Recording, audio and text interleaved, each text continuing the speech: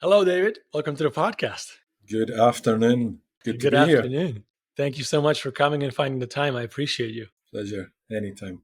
So, this has been a long time coming. I've been very excited for this. You and I have worked together for a couple of years. You've been my coach, and the journey has been absolutely transformational. When I think of the time when we started working together to where I am now, it's been absolutely epic. So I want to start off by saying a huge thank you for all the work that you've done with me and all the work you're doing with everyone else in the world. Okay. Yeah, I love to share your story. You know, as a coach, you have people that they're just your ideal client, right? And and I'm out there. I'm doing this 30-day challenge thing at the moment, and they say, "Who's your ideal client?" And I just described you. I said, "Well, this guy was an Uber driver, and now he's doing this magical stuff um, with vitality and I share a little bit of your story in between the burnout and all that stuff that we dance through together. So yeah, and the thing I love about working with you and some of the other people that you've introduced me to is like you're all hungry for life and you're all hungry to make a difference, Yeah. and that's what makes being a coach so rewarding. This Thank you so much for the kind words. And that really resonates what you say, hungry for life. I have moved to Lisbon a few years ago, and the tribe that I've built here is all people who are very hungry for life. And do you think this hunger for life is something some people are just born with, or it is in there in all of us, and we just don't let it come out? Because obviously, when you see random people on day-to-day basis in a cafe, or you talk to strangers, they don't all seem to be hungry for life. Yeah, I would say I think everybody has it inside them. I mean, I didn't really get. I mean, I'm 61, right? I didn't really get hungry for life until I was in my mid 50s, till I discovered this whole world of personal development. And you're still a young man, and some of the people you've introduced me to. When I've worked with clients that are students, and I've worked with clients that are my age, and the thing is, there's a point in your life when the universe or God or whatever you believe will send things. You will get messages all the time, and at some point, I know there's people in my family that don't really get what I do. And that's okay because that's their path in life. But for everybody, I mean, I have and maybe we'll talk about this later, I have a passion to help men across the world be mentally and emotionally resilient and to be able to work with their feelings. But I know that not every man in the world is gonna be able to hear the message that I'm going to put out. So does everybody do it? No. Does everybody have the capability of it? Yeah. I mean, I've seen people. I mean, as you know, like you and I started working together when I was at Tony Robbins. So when people dip their toe in that environment, it's like they can't help but wake up because once you've opened the door to, oh my God, there's a new way to live, then how much hunger you get just depends on how much courage you've got, how much you're prepared to step into the darkness and walk through the darkness and open the door on the other side. And if you look at like where you were when we started working together, you were like you were somewhere in the dark room looking for the white door. Yeah, And here you that's are, a very good. you're through the darkness and out the white door, and you're in the other room now, and you're looking for the next door. Yeah, that is a very good metaphor of saying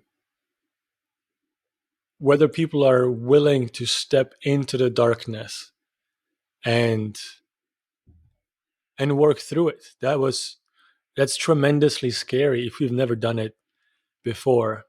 There's this great documentary, I think we talked about it, The Work.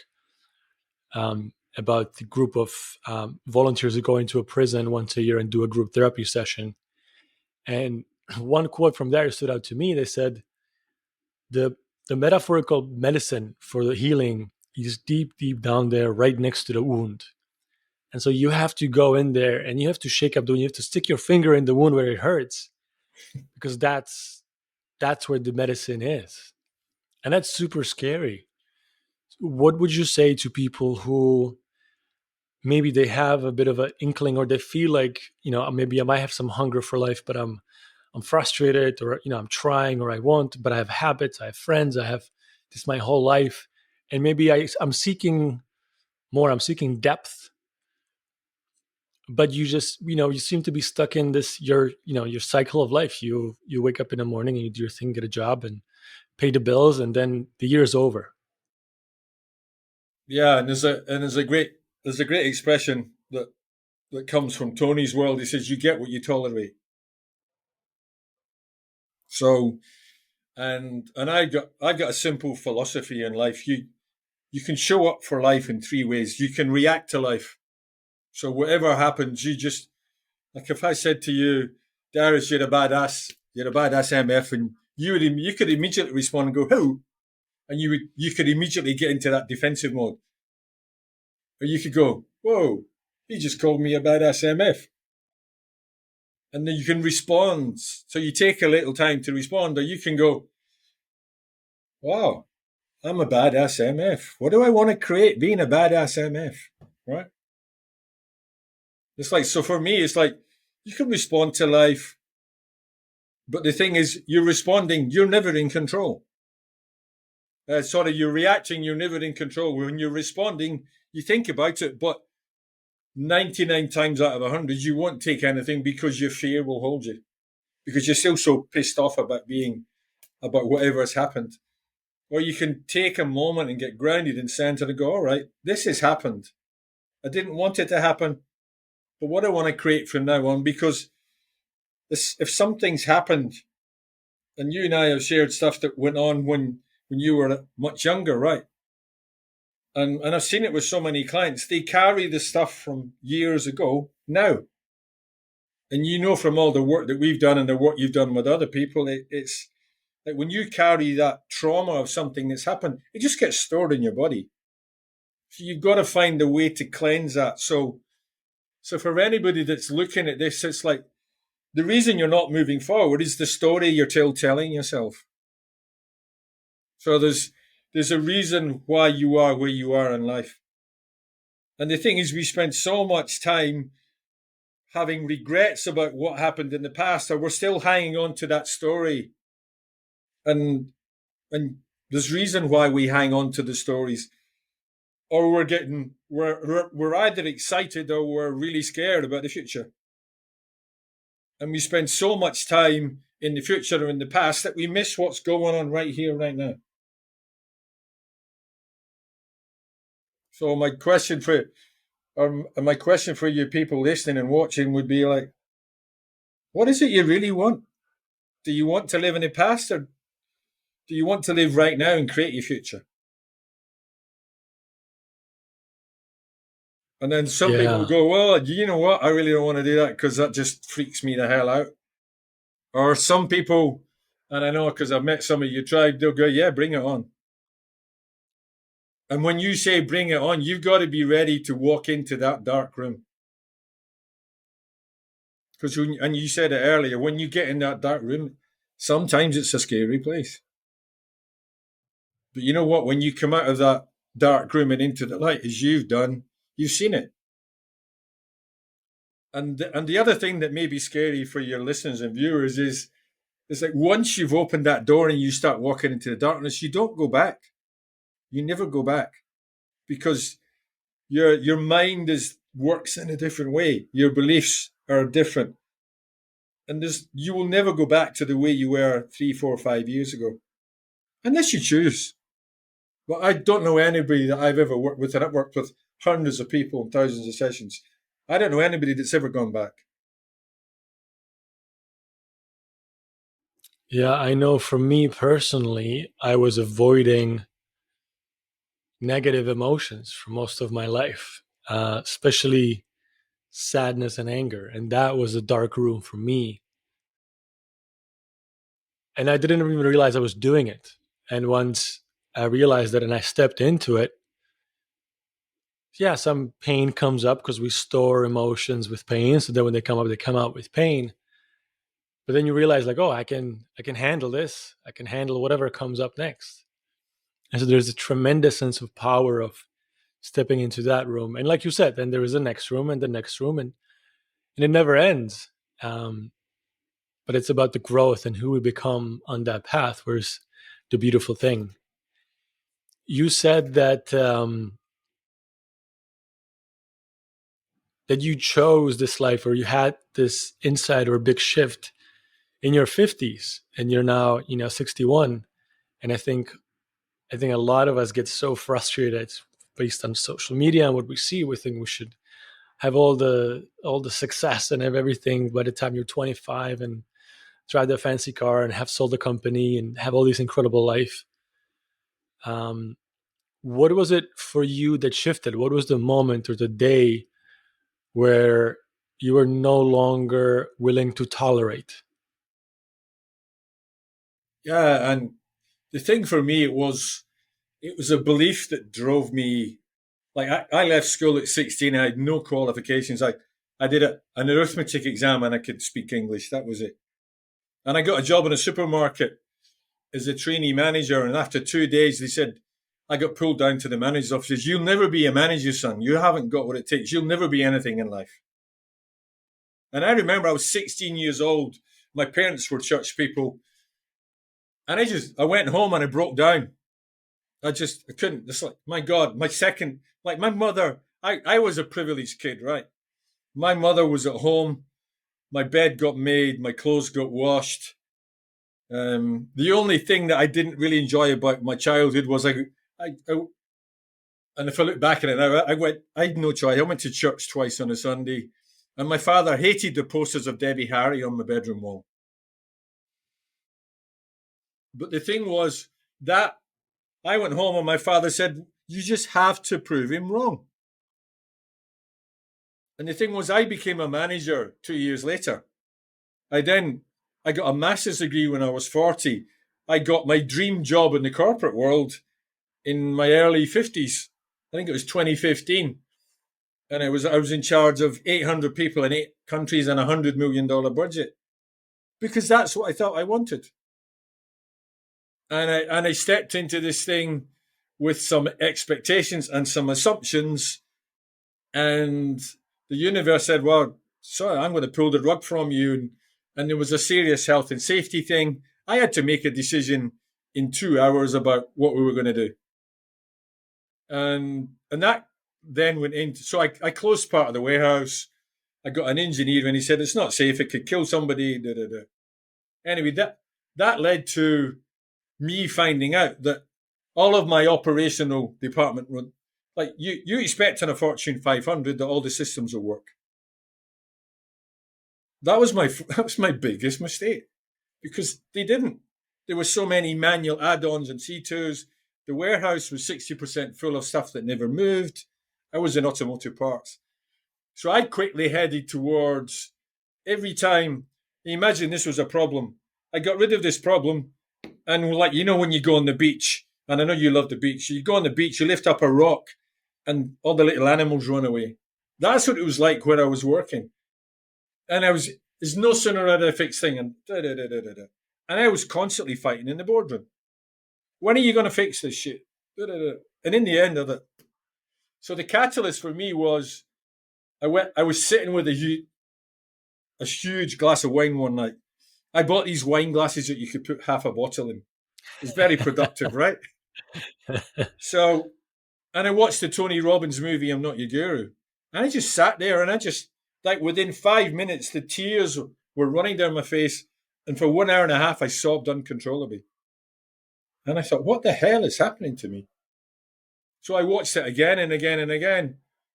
I'd meditated. I was starting to meditate. And I thought, okay, what's the message? And it came down clear as day. This is what you should be doing. You're going to be a coach. You're going to stand on stages. You're going to make a huge impact in the world one day. I'm not going to tell you what that is yet. I didn't find out what that was until 2020, till COVID came. So that was my catalyst. So I went to coach school. I went to the best coach school in Europe in Brussels, invested thousands in my training. And it was the first time in my life that I had walked into a room and felt like I was at home. I was the first guy on the floor to be coached and the first guy to be a coach. And at the end of that year, when I finished the training, the director said to me, we knew the first day you walked in, you were going to be a world-class coach.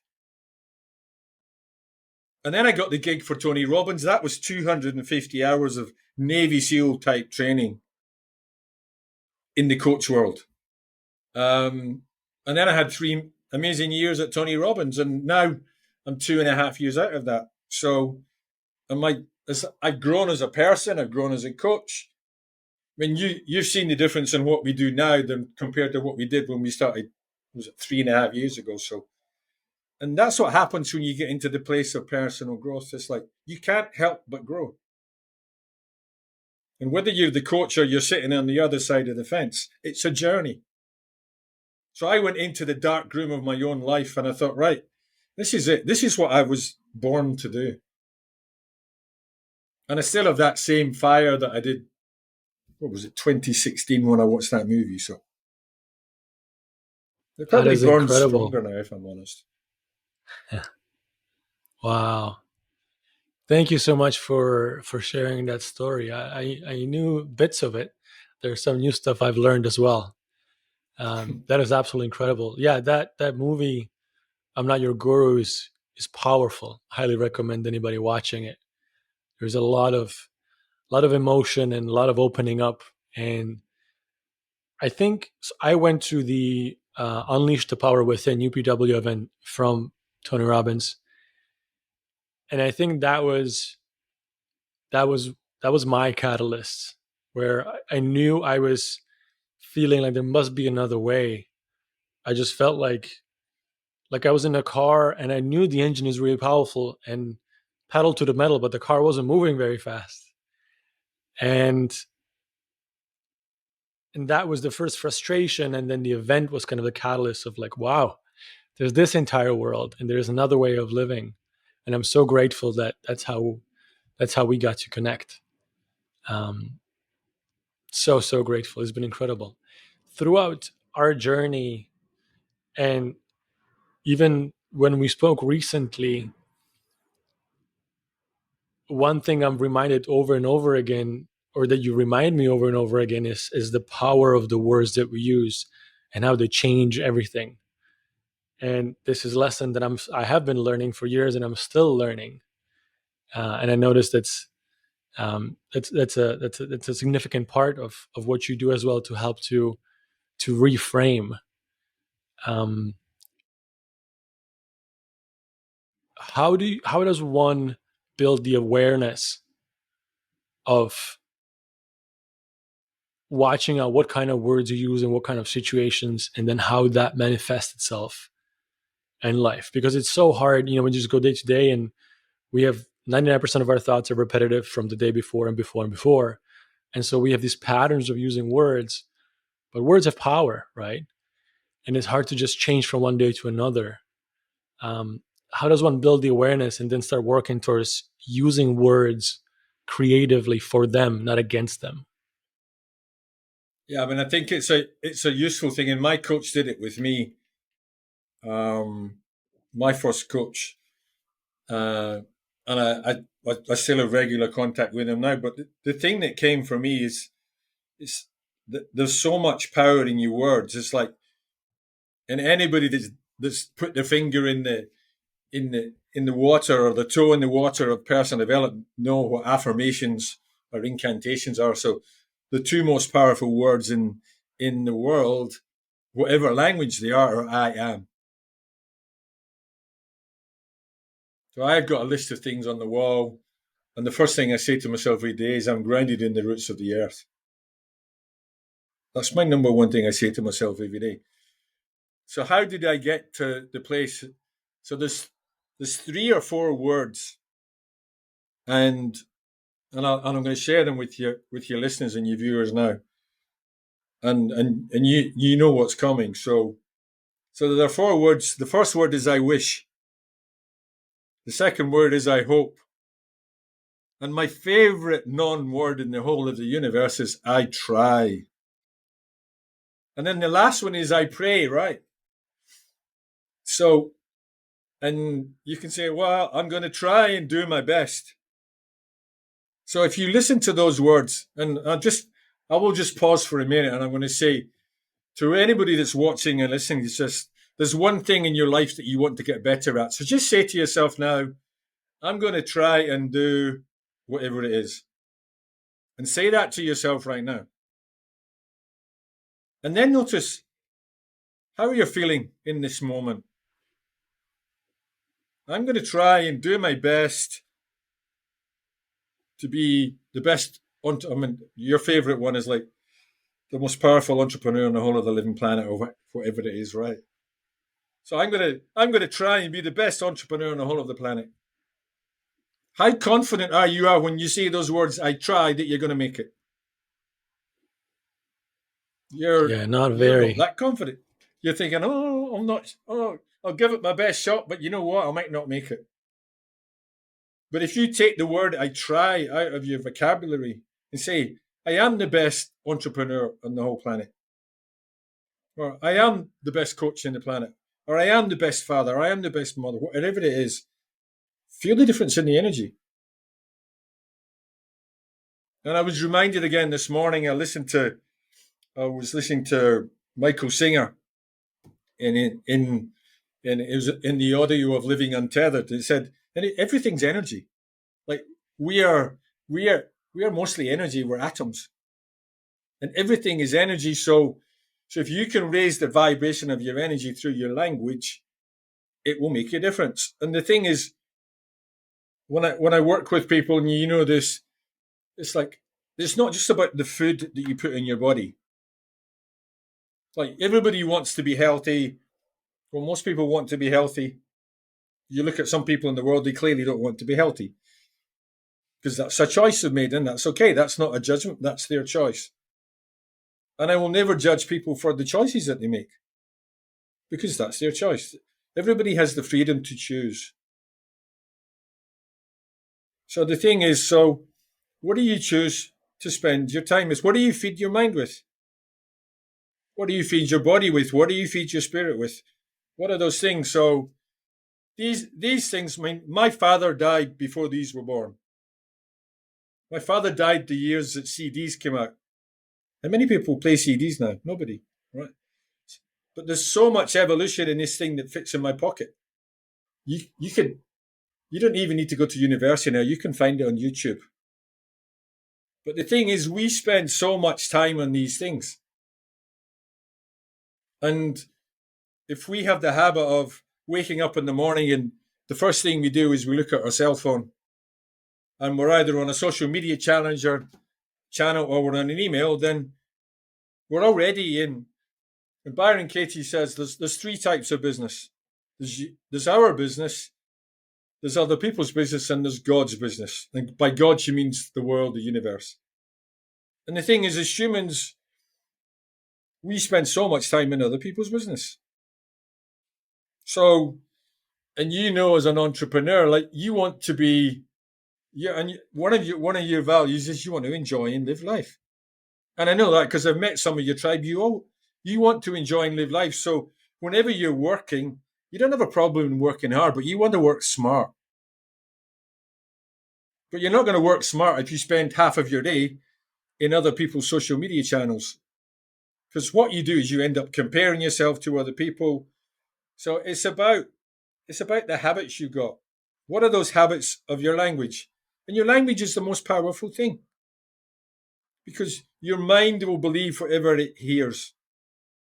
It also believes whatever you say, whether that's in your head or out loud. So if you're spending time watching TV or listening to stuff on social media, your mind will just believe all of that. So how you rewire that is you start you start being selective about what you listen to, or about what you allow yourself to hear. Like I in the UK, we have TV license. I haven't had the TV license for 5 years. I haven't watched the news. I don't watch the news if it appears on my social media feed, unless it's my favourite soccer team or it's to do with motorcycles or hiking. I'm not interested. So the world goes on, and the thing is, we're all smart enough people that we know what we see in the media isn't true because it's. And I'm going to get a little bit sensitive here and maybe a little bit political. Like, it's not called TV programming for no reason. Like, whatever comes through the TV, you're meant to hear. Now, if you watch what happened in the world in the last 4 years, if you can take the world and you can split it into people that believed everything they heard on TV about what went on, and there's people that ignored it. There's people who made choices to do what they were told, and there was people that ignored it. And nobody's right and nobody's wrong in that, because I said everybody has the freedom to choose what they want. But in my experience, the people that live in fear, mental health is a very passionate thing for both of us, because we've both been through our challenges with it, and we both want to make a difference in that area, right? But if you watch what's happened in mental health in the last 4 years, it's exploding. Suicide rates are through the roof. People are having burnouts, and it's sometimes it's people that you even don't expect. I mean, even the celebrities that have got the millions and millions of dollars, and they have the beautiful homes, and somebody gives them shit in social media, and here in the UK, there's a handful of them that have taken their own life because of the pressure because they're absorbing all that shit that people have thrown at them through social media. So it's all about what are you doing to feed your mind, to feed your body, to feed your spirit, and what are you doing to protect your own energy? It's so important. So that was a long answer to a very short question. Thank you very much for the elaborate answer. It is very true, though. It's I think of your body is hardware, and if you take care of whether it's a motorcycle or a computer or however you want to think of hardware, if you take care of it, it will work well and it'll take you on many beautiful journeys. The body is hardware, and the mind is like a computer um, or software where it's programmable, and what you feed into it, that's the result that you'll get out of it. Um, and then what we feed into it then comes back to us in form of thoughts, right?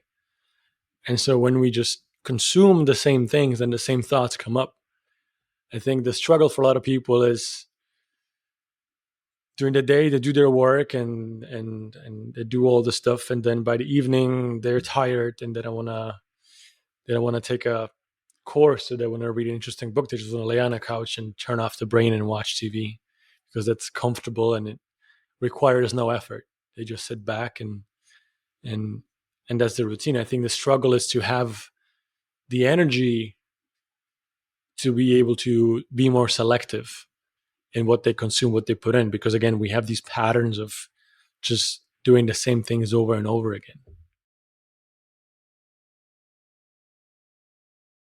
Yeah, and the thing is, the first hour of the day and the last hour of the day are the most powerful hours in terms of your mind. So when you wake up in the morning, I know for me, I'm a bit older, so it takes a little while for me to be fully awake. So in that first hour, I've got a little meditation space in my office here.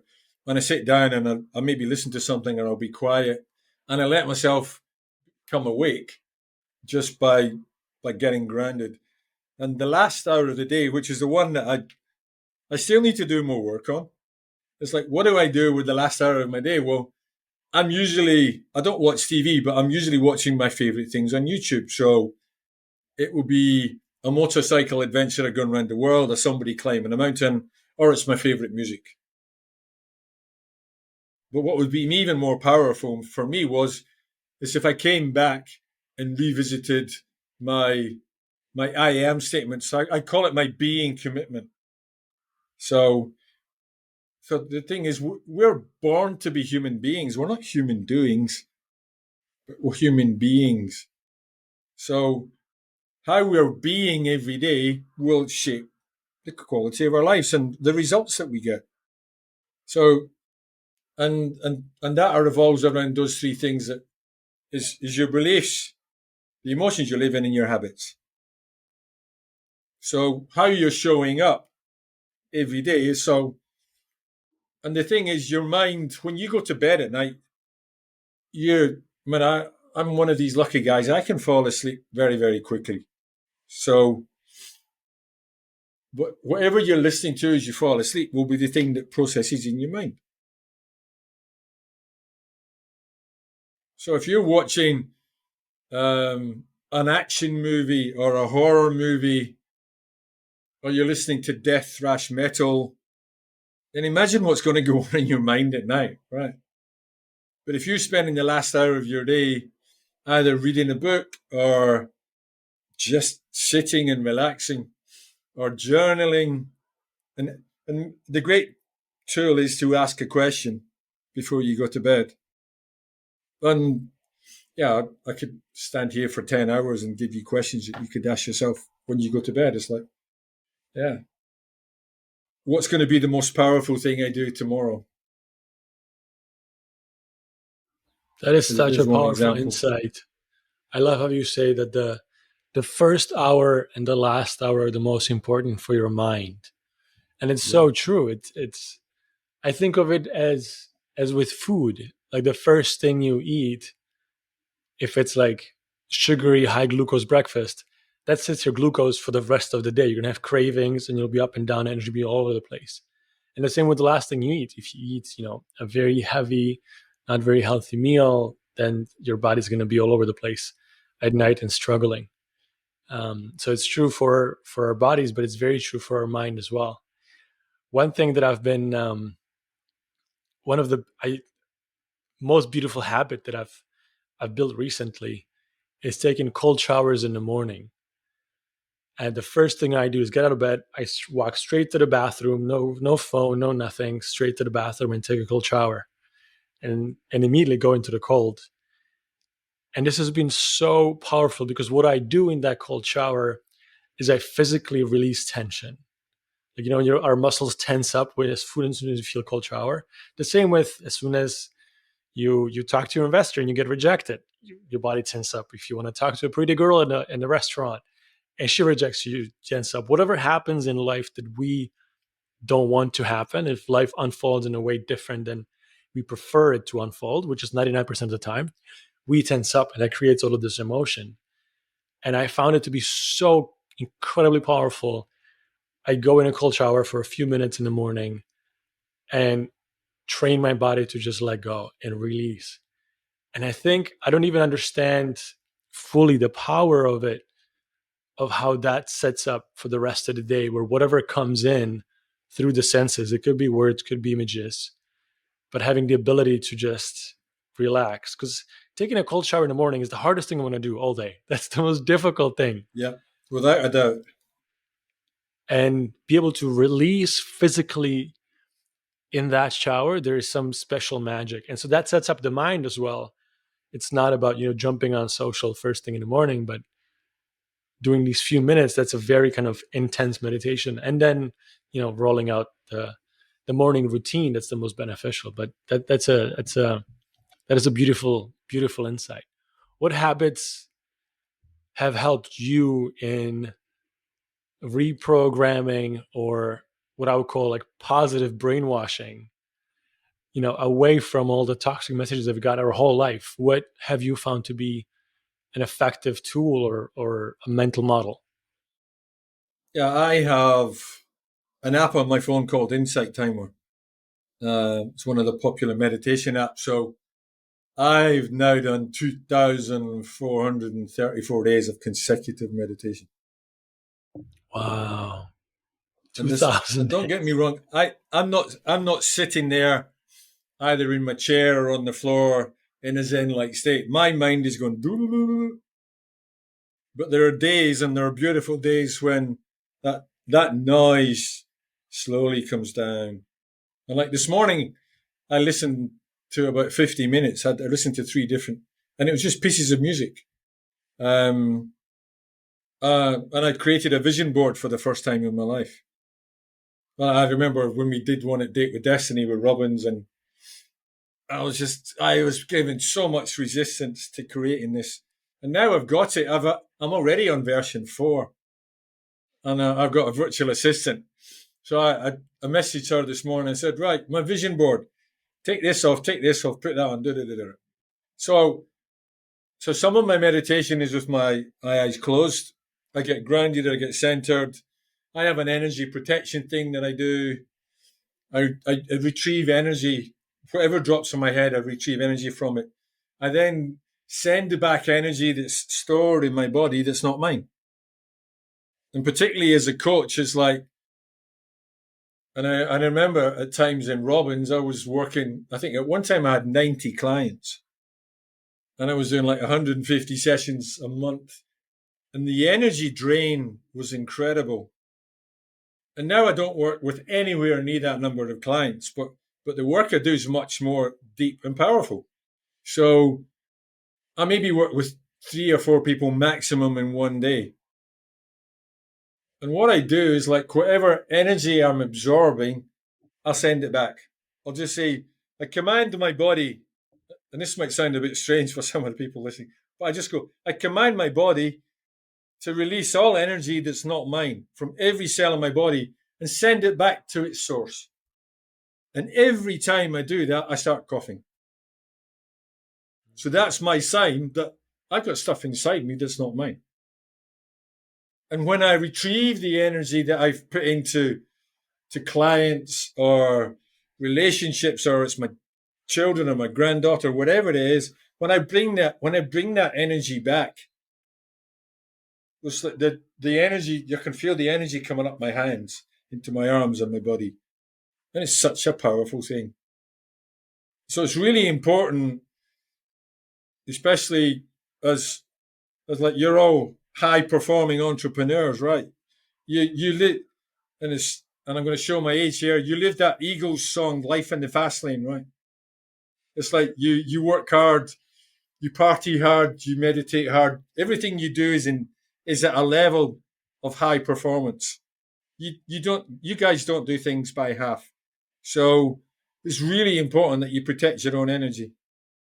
And when you don't do that, as you've experienced and I've experienced, and I'm sure many of your viewers in this, it's like when you don't protect your own energy, when you don't take care of yourself, then you're going to have consequences. Yeah, definitely. And it manifests itself as physical illness or burnout and depression and Mm. all of those things in mental and emotional side. Yeah, I feel the same type of cleanse every time I jump in the ocean. I'm very lucky to live in Lisbon, where I could be by the ocean in 20 minutes from downtown where I live. But there is incredible cleanse of, it doesn't have to be long, just jump in for 5 minutes and be washed off by the big waves. And when I come out, it's just totally different human being. Whatever was inside, I left in the ocean, and then when I come out, it's a whole different world. Uh, And I think the fact that the ocean here is cold really helps. Again, I think there's real healing in the cold, that takes stuff away. And so I'd recommend yeah, people, if the they have a thing is, chance. like, there may be people that don't want to do meditate, right? Meditation. But the thing is that if you just stand in the shower, whether you have a cold shower or a hot shower, you can stand in the shower and just visualize if you want, or just feel whatever. It's like you can have a shower in the morning, a shower at night, whenever it is. It's like whenever you get in that shower, just visualize like whatever I don't need from today. Let it wash from my body.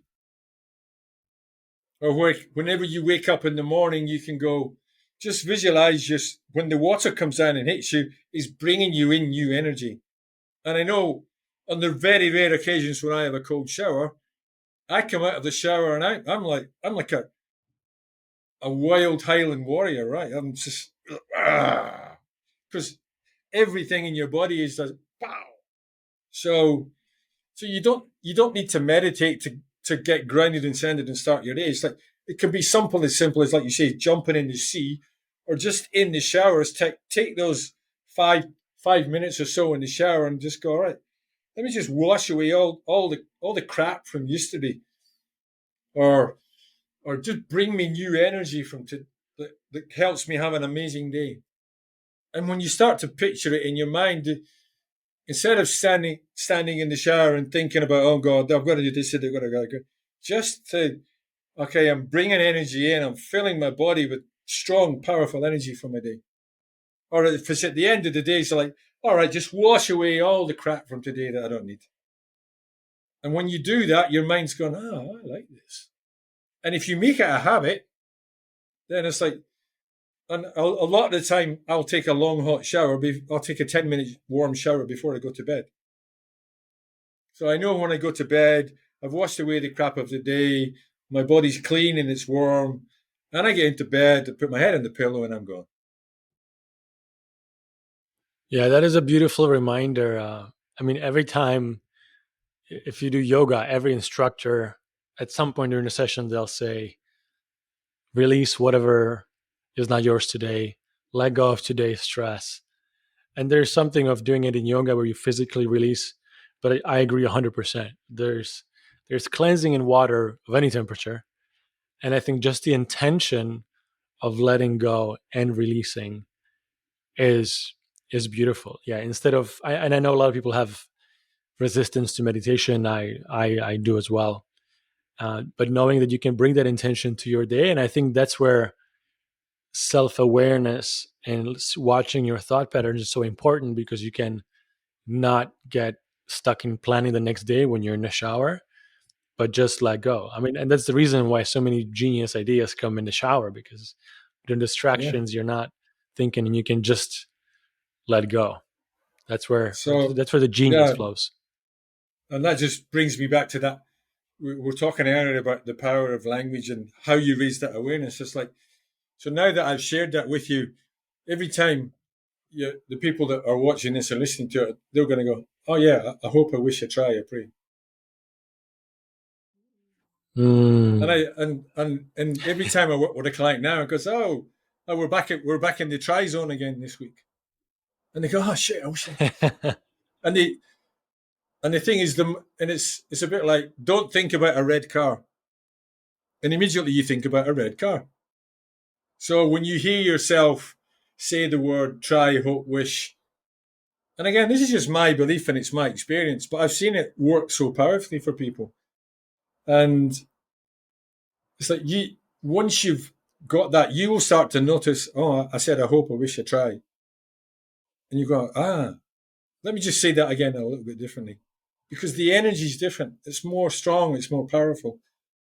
And I was talking to somebody yesterday. I went to a networking meeting, and he said, I want to be more confident. I don't want to try and be more confident. I said, well, just take away the word try. I said, so say it again now without the word try. I want to be more confident. I said, how do you feel? He went, oh,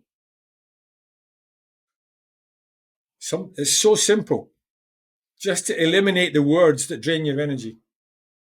And then you can take it a step further and just say, I am confident. And you can Yeah. just assume the posture, and the rest will come. I think the trick for people is, or maybe the hesitancy for people might be that, like, oh, I don't have the belief or faith and confidence in this particular statement right now. So I want to like kind of keep it low. So that's why I said I'll try to do my best. As opposed to say, I'm going to get this done. But but remembering that the mind just believes what it hears, it doesn't know what's right and wrong. And the thing is, like, you could stand there and go, I I am the best entrepreneur in the world, and your ego will go, no, you're not. And sometimes that other part of your mind will just not let you believe it. And that's when more advanced tools like hypnotherapy or NLP come in. Because all that is a thought. All it is your brain, here's the word, trying to protect you. And it goes, well, don't do that, Darius. You might get hurt. You might get your heart broken. You might lose a lot of money. Your ego never says, oh, yeah, this is a great idea. Go do this, Darius. Because it's always looking to protect you. Where your ego will do stuff like, well, you see that nice Ferrari or that beautiful girl in the restaurant. And immediately your ego will going to go, yeah, go and talk to her. And then you'll either get lucky because you say, hey, come and sit down. Or you, as you talked about earlier, you go to the pretty girl and she rejects you. Or you talk to the investor and go, you know what, this isn't for us and you. And immediately, and you're feeling, in that moment, you're not feeling great. And then your ego's going to say, I told you, you just needed to be safe. But the thing is, if you let this side of your brain control, you're never going to get anywhere. And that's the great thing that you guys as entrepreneurs have. It's like, you have that ability to just go, you know what? I'm not listening to this right now. And it's about making that choice. You have thousands and thousands of thoughts every day. If you just see them as clouds passing by in the sky or water running by in a stream, choose whatever metaphor works for you, right? Just go, oh, yeah, it's you again. Oh, yeah, you're just a thought. Thoughts don't become anything until you attach a meaning to it. When you attach a meaning, you attach emotion. Then you start to believe stuff. Like my first boss said, you'll never make anything of your life. I'd spent 40 years proving that guy wrong. And all it was a thought he had in that moment when he got pissed off because of something I did in front of a customer. And he was probably he probably had a bad night the night before. He probably went to the pub too late and got drunk and woke up with a hangover. And I just happened to be the guy that pissed him off that day. But whatever he said to me stuck with me for 40 years. And it was fire for me. It was fuel for me. But it cost me so much in pain and emotion. But I'm grateful that it happened because it's part of how I've grown as a man. If somebody said to me when I was 16, well, when you're in your mid-50s, you're going to be running a European division of a big company and you're going to earn 250,000 euros a year and you're going to travel the world. And I would have gone, don't be so stupid. Because I was 16, I'd push trolleys in a car park. I had no concept of what was possible for me. And that's the exciting thing about being a coach. That's like, and you know from the work we've created, it's like you're now in a place where you never thought was possible. And how did you get there? Because at some point you walked into the dark room. And as you went through the dark room, the beliefs you had disappeared. You created new ones. The emotions you lived in went away. You built that emotional, mental, spiritual muscle to become the guy you are now. And the guy you are now needs to keep growing, you need to keep building that muscle. And you know, I remember when you were doing that Red Bull thing, right?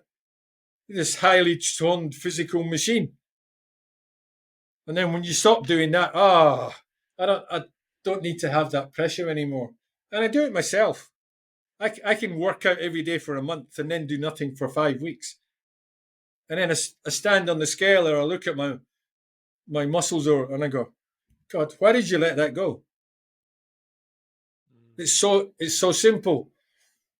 Because you can make a choice to go back.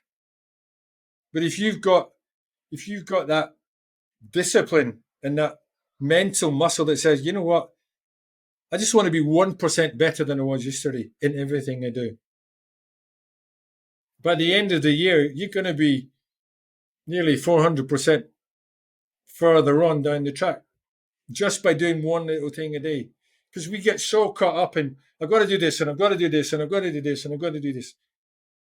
And the thing is, we can only really do one thing at a time in one moment.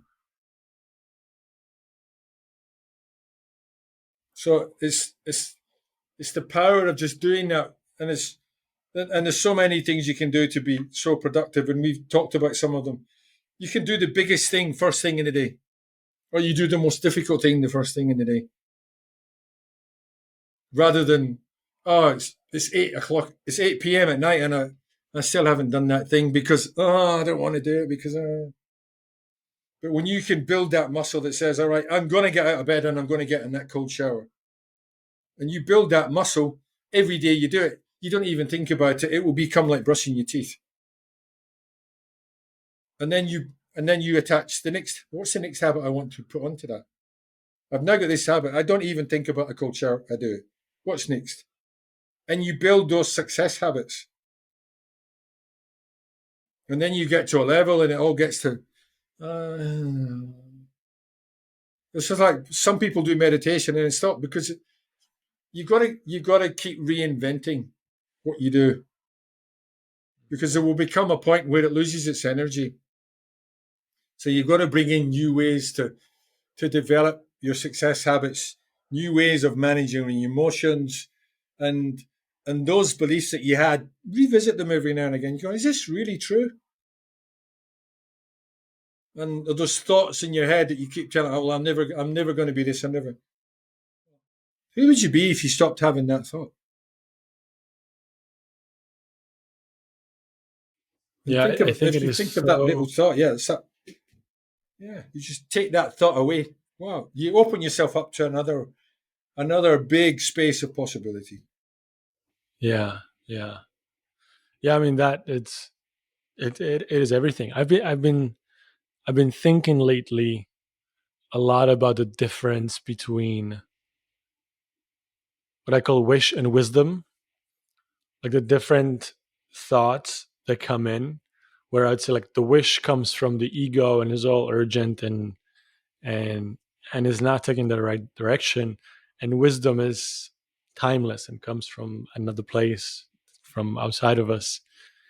Um, and I've been thinking a lot about how can we spot the difference between what is a wish and what is a wisdom. Um, Yeah, it's like a $6 million question. It's a how do you know? Um, and it's a question I ask myself sometimes.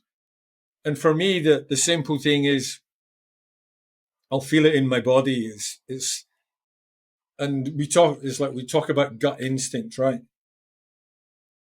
And it's your head can immediately go, yeah, do it. And but for me, and I've done that so many times. I'm quite a spontaneous guy, and I'll go, all right, my head says this, and I'll just say, of course, so what do you think, buddy? And if I feel it in my gut, like if I feel my belly start to rumble or move, or the energy start to move in my body. I mean, I visited somebody this morning, and we were just talking, and she asked me a couple of questions, and I went, oh, that's quite interesting. And I noticed what was going on in my body. And immediately, the thing that we were talking about all of a sudden felt so much lighter. And then, as she was talking to me, something else dropped to my head. I said, you know what? You and I could collaborate and do that together. And it turned out we were talking about our professional soccer team here in Scotland. She's got a connection to. She said, if you do that and I do that, that could be something powerful for them. And that all came about because there was this thing dropped to my head, and I thought, yeah, and that sounds. My ego went, yeah, football, yeah, good. And then when it dropped into my belly, I went, you know what? That just feels so right. And then immediately information's coming into my head. It's like, okay, well, we could do this and this, and all of a sudden you've created something. I've just been able to listen to your body. So that's what works for me. Because you either make decisions from your head or you make them from your heart or from your soul, if you like, if you believe that there's this thing called a soul.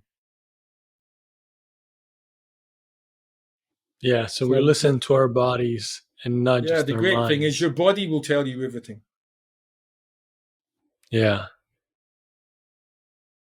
Your body will tell you what you need to know. But you gotta, and this is something I'm still working on with my own coaches. Like, how do you know?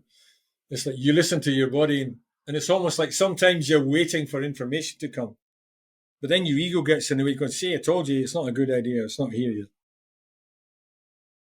And the secret sauce is just to learn to be still, and that's difficult for my 61-year-old mind that's always been a do this, be busy, be busy, be busy. And it's the same for you guys that are entrepreneurs. It's like your head's telling you you got to keep doing stuff. You got to be busy. You got to da. But if you don't take the time to be, and you and I have talked about this many times, you don't take that time to be still, then there's consequences. And in the moments of stillness is a great opportunity for you to start asking questions. Switch everything off, put yourself in a room with a piece of paper and a pen, and then write down what are the questions that you want answers to. And I think I shared with you a book. There was 700 thinking questions for you to do in that half an hour thinking time in the morning. Yeah. So when you take the time to be still, that's when you'll be your most creative. I definitely see from my personal experience is that the mind will always want to do more. The mind will scream to do more. And a lot of times the body will scream to do less and to rest and be. And I've only listened to the mind for the first 30 years of my life. Now I'm learning to listen to the body as well. But there are these two very distinct voices and realities. And they tend to, or sometimes they say the opposite thing. And so when we only listen to the mind, I can relate to what you're saying. The mind will always tell you to do more. There's always more you can do 24/7. That is a deep hole. Um, we've covered an hour now, and I want to be respectful of your time as well. Where should people go if they want to find out more about your work, what you're doing? And I'd love to also for you to share more of what you're working on and how you can help people that might Yeah, be listening sure. to this or watching So this. you can find me on Instagram, David Alison Coaching, David Alison Coaching on TikTok. I've got a YouTube channel I just started. My website is davidgallison.com. I'm in there. But you can find that I'm on Facebook every day. You just I don't know what people of your generation what's the social media channel you're in. I'm on all of them now. So there's even a new one out called Clapper that I'm going to get involved in. I heard about that the other week. So yeah, but you'll find me there. You can put me in Google. I'll come up. And Hey, more than do you happy want to to. share a bit more about your do you want to share a bit more about your method and how you work with people? Yeah. So what? And the thing was, when I was in Robbins, I worked with everybody from coaches to billionaires. Now I just work with the generally the people that are on this audience. So entrepreneurs, business owners, and corporate leaders. So I'm a coach, a trusted advisor, and a thinking partner. And for some people, I will be a guide. There are some people I work with that are not spiritual, and some that are. So if you're a business owner and you're spiritual, then we'll bring spirituality into the work I do. I have a blueprint that I use to work with people. We start with your beliefs about you, the people you're closest to in the wider world. Then we look at your emotions. What's the emotions that you live in? What's the identity that you've given yourself? And I create something called the power of you out of that. So out of those two things, you've got an identity. The first two things we do is we shake the tree of your beliefs and we shake the tree of your emotions and we put new roots down. The third thing we do is we look at your habits. What are the habits that you need to get rid of? What are the success habits you need to put in place? Then, once we've done that, we start to explore what's really possible for you now. Because you've now got this new version of you. You've got a new set of beliefs. You've got a new emotional and mental identity that you're going to step into, and you've got new habits. So you're building that muscle. From that place, we then go, okay, so what's possible for you? What are the things that really matter to you in life? What are the things that you really want to make an impact on? And only after we've done all that, so out of all that, you will get a vision of the future.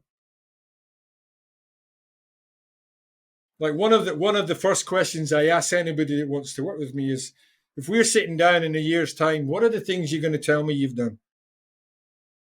And if you've not done anything in a year's time,